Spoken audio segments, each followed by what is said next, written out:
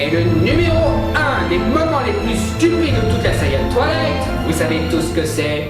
Vampire, mon cul! Donc, pour ceux qui savent pas, les vampires dans Twilight ne sont pas des vampires ordinaires. Bien entendu, ils sucent le sang des autres, ok. Ils ont de la super force, un petit peu comme les vampires de Buffy, ok, ça passe. Ils ont une super vitesse, un petit peu comme dans certaines adaptations. Et ils brillent au soleil. Les vampires qui brillent au soleil. Ça se voit légèrement que vous n'y connaissez rien.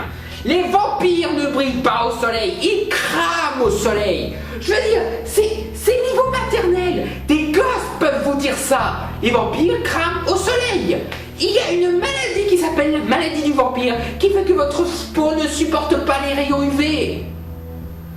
Les vampires, par définition, ne supportent pas le soleil. C'est tout, c'est indéniable. Je veux dire, si vous voulez faire des vampires qui ne crament pas au soleil, mais alors créez-vous une nouvelle espèce, c'est tout. Vous voyez, si l'auteur aurait écrit Star Trek Premier Contact, elle aurait rebaptisé les Borg des vampires. Je veux dire, dites ce que vous voulez d'Underworld, eux au moins ils savent ce que c'est des vampires. Merde, même Uwe Boll sait que les vampires crament au soleil. Attends, mais c'est intéressant ça comme comparaison. Uwe Boll fait des films sur des jeux vidéo sans jouer aux jeux vidéo, et l'auteur de Twilight fait des bouquins sur les vampires sans savoir ce que c'est des vampires. Hey, mais tout le monde se retrouve en fait. Et comme si le coup des vampires végétariens n'était pas assez stupide, devinez qu'est-ce que vous vous tapez ensuite? Des vampires mormons. Non, je déconne pas. Edward ne veut pas baiser Bella tout de suite. Il veut d'abord l'épouser. Oui. Pas de sexe avant le mariage. Pour des vampires, ça ne fait pas trop, hein. Déjà pour des adolescents, ça fait pas trop, mais pour des vampires, c'est carrément paradoxal.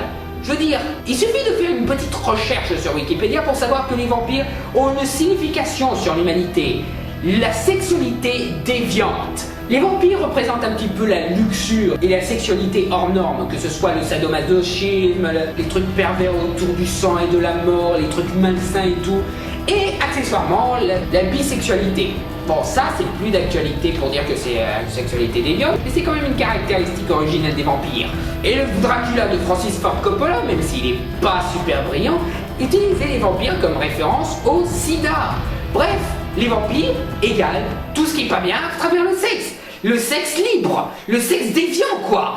Donc forcément faire des vampires catholiques qui veulent se marier avant de baiser, c'est paradoxal, mais même complètement à l'opposé de ce que signifient les vampires.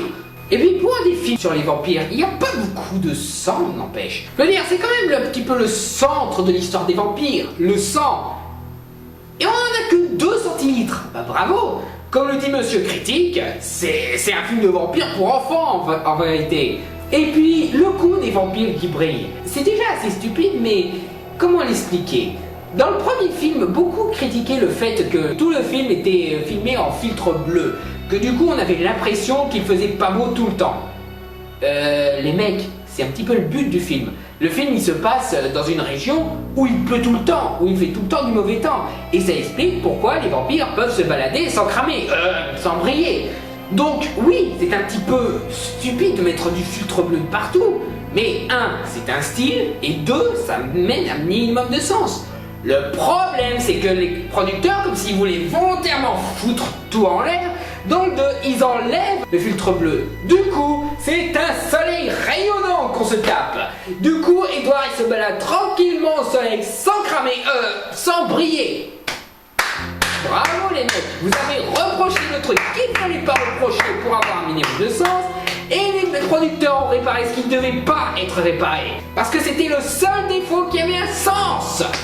Et puis en plus, c'est déjà assez illogique vis-à-vis des vrais vampires, mais vis-à-vis de leur propre fonctionnement, ils ont des contradictions, les vampires de Twilight. Je veux dire, dans le premier film, on voit qu'un vampire peut briller comme s'il avait des diamants sur la peau. Dans le 2, on voit qu'ils peuvent briller seulement comme s'ils avaient des paillettes sur la tête.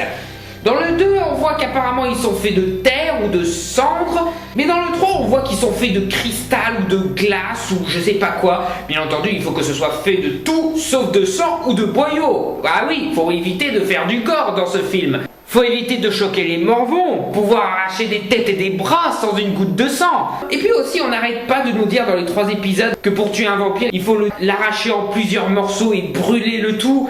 Mais dans le 3, on voit qu'apparemment, arracher la tête, ça suffit. Donc ouais, que vous soyez pas logique avec les vrais vampires, encore ça passe. Mais soyez logique avec vous-même, bande de couillons! Et puis, Edouard, arrête d'en faire tout un plat sur le fait qu'être un vampire, c'est être triste, c'est vivre le malheur et tout. Fais un petit peu comme tes voisins les loups-garous. Enfin, les animorphes, je veux dire. Tiens, par exemple, chez eux, ils ont un petit gars qui a découvert qu'il pouvait se transformer en loup géant et il est super excité. Il est super heureux d'être comme ça. Je veux dire, c'est vrai, mettez-vous un petit peu à leur place.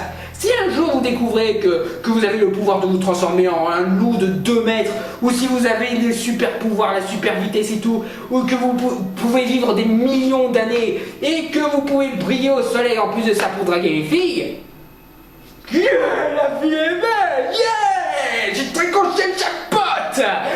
Les vampires de Twilight, le pire cauchemar des vrais fans de vampires qui se respectent. Est-ce que je pourrais effrayer ne serait-ce qu'une souris aujourd'hui? Et voilà, c'est le top 10 des moments les plus stupides de cette saga de merde. J'en ai sûrement oublié, oui, mais en même temps, vous allez pas me dire que ça c'est pas des petits détails, hein. C'est quand même des trucs gros. Et franchement les fans, expliquez-moi pourquoi vous adorez ça. Les bouquins sont sûrement bien, mais n'allez pas dire que les films sont bien, nom de Dieu. Vous les avez vus au moins? Et puis je dis, si ça se trouve, le bouquin c'est mieux, mais bon, j'ai quand même un doute là-dessus. J'ai pas lu les bouquins encore une fois, mais à ce qu'on m'a dit, c'est pas mieux. C'est pas mieux à ce qu'on m'a dit. Mais bon, tout ça pour dire joyeux Halloween à tous, et regardez-vous des trucs qui ont un véritable rapport avec des vampires. Genre, aussi pourri que ce soit, Blood Rain. C'est toujours mieux. À la prochaine sur MJ Prison One.